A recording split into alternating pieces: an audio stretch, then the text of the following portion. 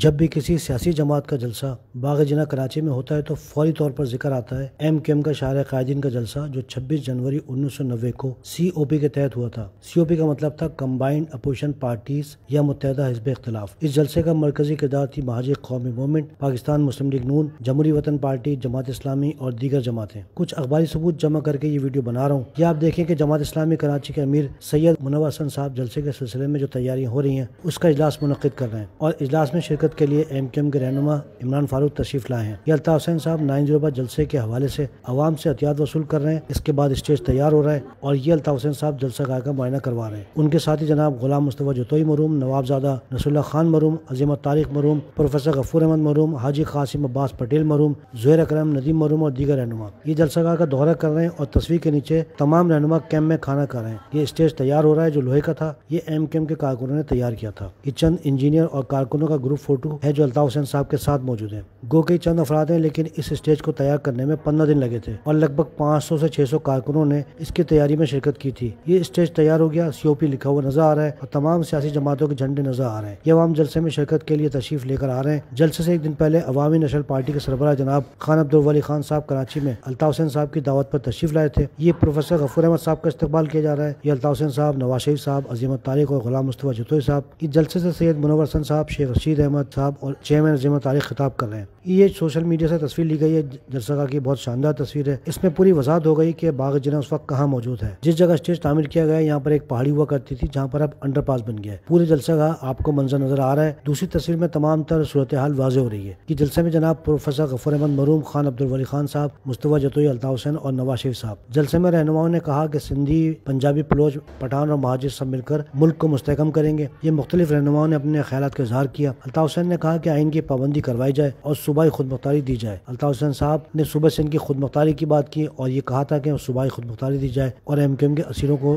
رہا کیا جائے۔ تو یہ جلسہ کہاں تک تھا؟ تو جناب یہ مزار قائد سے لے کے نشاط سینما تک، جہانگیر روڈ تک اور شاہراہ قائدین تک لاؤڈ اسپیکر لگے ہوئے تھے۔ تمام تر عوام کے لیے ممکن نہیں تھا کہ وہ جلسہ گاہ تک آتے۔ اس جلسے کے لیے بی بی سی لندن نے لکھا کہ جلسہ کراچی کی تاریخ کے بڑے جلسوں میں شمار ہوگا۔ السلام علیکم۔ یہ آپ نے ایک چھوٹے سا ویڈیو کلپ دیکھا جو میں نے 1990 کے اخبارات کی مدد سے بنایا تھا۔ اب اس میں دو باتیں وضاحت کرنا مقصود ہے۔ نمبر ایک یہ کہ آج جو موجودہ باغ جناح کا گراؤنڈ ہے وہاں پر اگر کوئی جلسہ ہوتا ہے اور اگر کوئی پارکنگ کی جگہ نہیں رکھتا اور لوگ اگر کھڑے ہو کے جلسے میں دیکھیں یا تقاریر سنیں تو تقریباً لگ بھگ 2 لاکھ کے قریب لوگ کھڑے ہو کے آ سکتے ہیں۔ لیکن اگر پارکنگ کی جگہ کر دی جائے، تھوڑی نکال دی جائے تو 1,00,000 سوا لاکھ کے قریب لوگ آئیں گے، اور اگر آدھی جگہ پہ کرسیاں لگائی جائیں تو کرسیاں 50,000 سے زیادہ کرسیاں نہیں آ سکتی اس جگہ۔ تو یہ بالکل طے ہو جائے پہلے کہ باغ جناح میں جو کوئی بھی جلسہ کرے اور وہ اگر کرسیاں لگاتا ہے تو اس کی تعداد 50-60 ہزار، اور اگر بہت زیادہ ہو، باہر تک لوگ ہوں تو 1,00,000 تک جا سکتی ہے۔ یہ باغ جناح کا ہے، اور اگر کرسیاں نہیں لگاتے تو جیسے میں نے عرض کی 2 لاکھ کے قریب۔ اب جو شاہراہ قائدین کا جلسہ 1990 کا تھا اس جلسے کا کوئی شمار ہی نہیں ہے اور اس کا کوئی موازنہ ہی نہیں ہے۔ تو وہ جلسہ جو تھا اس کے لیے بی بی سی لندن نے اس کے جلسے کے شرکا کی تعداد 20 لاکھ کے قریب بتائی تھی، اور کچھ لوگوں نے اس کا مذاق بھی اڑایا تھا، چلے 20 لاکھ نہیں کرتے 15 لاکھ کر دیتے ہیں۔ 15 لاکھ کا جو مجمع ہے اس کی گنجائش نہ تو مینار پاکستان لاہور میں ہے اور نہ پاکستان کے کسی اور گراؤنڈ میں ہے۔ تو یہ بالکل واضح ہو جائے کہ جو 1990 کا شاہراہ قائدین کا جلسہ تھا جس میں 75 سے 80% جو کنٹریبیوشن یا اس کے انتظامات تھے وہ اس وقت کی مہاجر قومی موومنٹ کے ہاتھ میں تھے، اور اس کے جو 2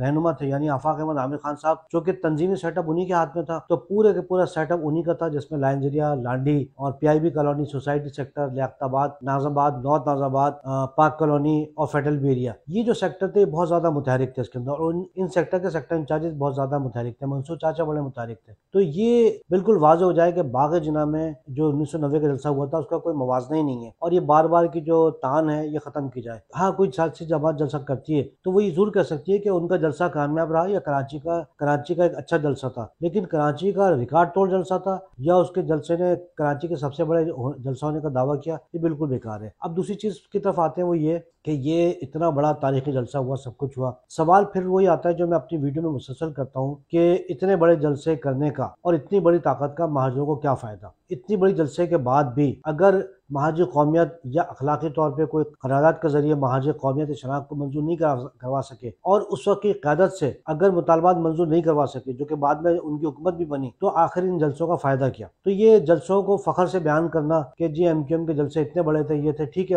ماشاءاللہ بہت بڑے تھے اور بہت عظیم جلسے تھے، لیکن اس سے حاصل کیا کیا؟ غور کرنے کی اور تدبر کی بات جو ہے وہ یہ کہ اتنے بڑے بڑے جلسے کر کے اور اتنی بڑی سب کچھ کرنے کے بعد حاصل کیا کیا؟ ہونا کیا چاہیے تھا کہ اتنے بڑے جلسے میں الطاف حسین صاحب اس کا ایک ایڈوانٹیج اٹھاتے اور جتنے بھی رہنما تھے ان کے سامنے محاذ قومیت کی قرارداد پیش کرتے۔ مسائل تو وہ کوئی حل نہیں کرا سکتے تھے کیونکہ یہ تو اپوزیشن جماعتوں کا جلسہ تھا، حزب اختلاف کا جلسہ تھا، لیکن بعد میں یہ جلسہ جو تھا اس کے بعد تمام تر واقعات ہوئے اور محاذوں کے کندھے پہ بینظیر بھٹو صاحبہ کی حکومت گئی اور نواز شریف صاحب وزیر اعظم بنے۔ اس جلسے کے بعد ہی اے پی ایم ایس او اور پی ایس ایف کے درمیان تصادم ہوا اور دونوں نے ایک دوسرے کے 100 کارکن اغوا کیے۔ اس کے بعد ہی پیپلز پارٹی اور محاذ قومی کا تصادم چلتا رہا۔ اس کے بعد ہی سانحہ پکا قلعہ ہوا اور اس کے بعد ہی پی ایس ایف کے صدر نجیب کا مرڈر ہوا، اور سال 1990 کا سال بہت خونی سال تھا جس میں لگ بھگ کوئی 1,500 کے قریب مہاجر اپنی جانوں سے گئے۔ تو جلسہ بھی اتنا بڑا کر دیا، مہاجر بھی اپنی جانوں سے گئے، اور آج خالی ہاتھ ہیں، اپنے شہر پہ اداروں پہ قبضہ کروا کے بیٹھے ہوئے اور پھر فخر کرتے ہیں۔